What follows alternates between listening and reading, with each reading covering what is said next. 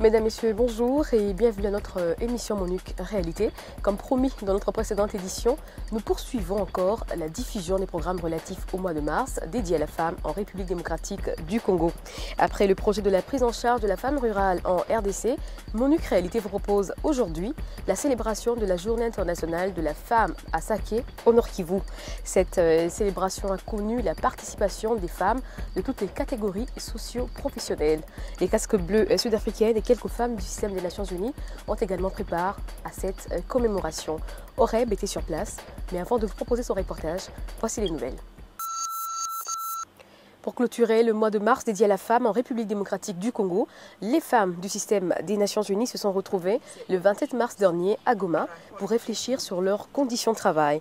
À cette occasion, elles ont souligné le rôle que la femme du système des Nations Unies peut jouer dans un pays d'accueil comme la RDC pour marquer la Journée internationale de la femme. Donc, nous avons, nous, en tant que femmes du système des Nations Unies, un rôle très important à jouer, surtout dans les pays dans lesquels nous sommes.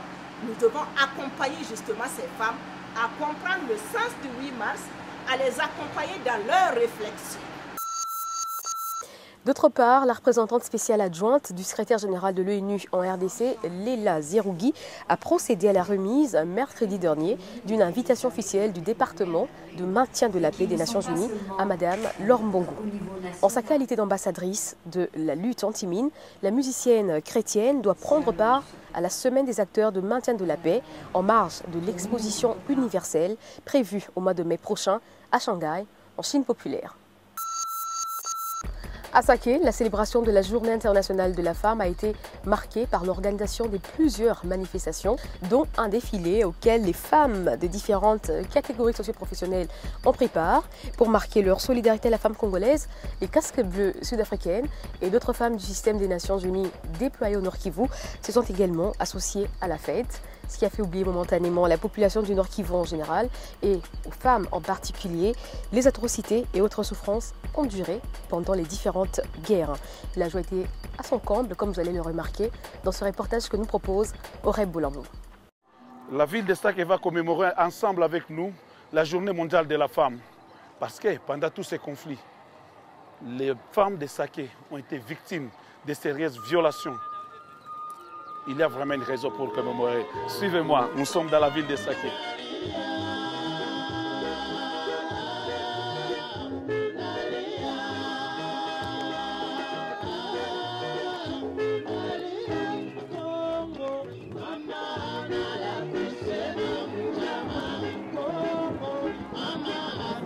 Vraiment, même la pluie n'a pas pu empêcher cette grande journée d'être commémorée ici à Saké.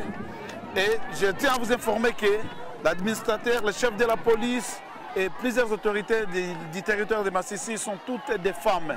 Donc les choses ont commencé, les femmes commencent à prendre les choses en main. Fêtons ensemble cette grande journée.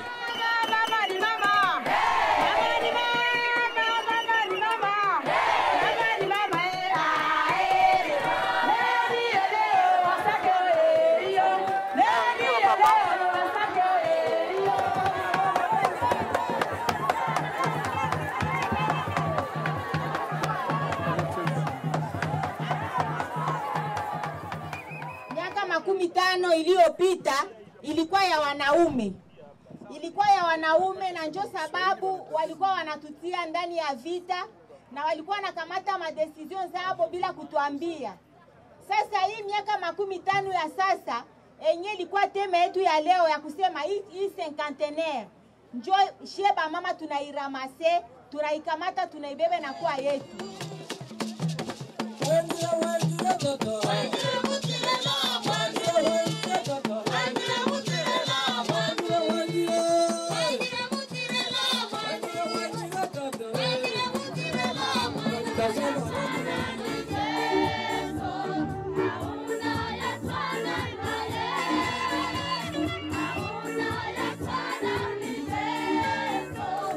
Donc maintenant là, ça, vous savez, les conflits ethniques qui avaient frappé cette partie du pays, ça opposait des tribus, des groupes ethniques, les rwandophones ainsi que les Houndés.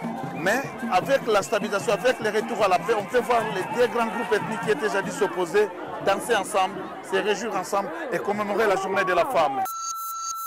Ce reportage démontre à suffisance que la vie a réellement repris à Saké. L'ambiance de fête qui a prévalu avec les chansons et danses exécutées par les femmes semble présager d'un avenir meilleur, pour dire que la guerre et son cortège des malheurs deviennent de plus en plus un souvenir lointain, quoique dans leurs différents messages, les femmes congolaises ont dénoncé l'insécurité qui sévit encore dans la province. C'est la fin de cette émission. Merci de nous avoir suivis.